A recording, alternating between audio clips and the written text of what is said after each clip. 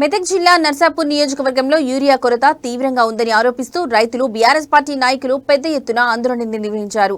నర్సాపూర్లోని అంబేద్కర్ చౌరస్తా వద్ద నిర్వహించిన ఈ కార్యక్రమంలో ఎమ్మెల్యే సునీత లక్ష్మారెడ్డితో పాటు పలువురు నాయకులు, కార్యకర్తలు, రైతులు పాల్గొన్నారు.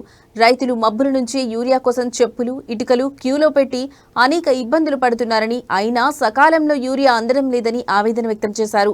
కాంగ్రెస్ ప్రభుత్వం యూరియా సరఫరా చేయడంలో విఫలమైందని రైతులు విమర్శించారు. అప్పులు చేసి పంటలు వేసుకుంటే యూరియా లేక పనులన్నీ వదిలి రోడ్డుపైకి రావాల్సిన దుస్థితి నెలకొందని అన్నారు. ఒక రైతుకు ఒక యూరియా సంచి ఇస్తే పంట దిగుబడి ఎలా వస్తుందని ప్రశ్నించారు. ఈ ఆందోళన కారణంగా జాతీయ రహదారిపై వాహనాల రాకపోకలకు తీవ్ర అంతరాయం ఏర్పడింది.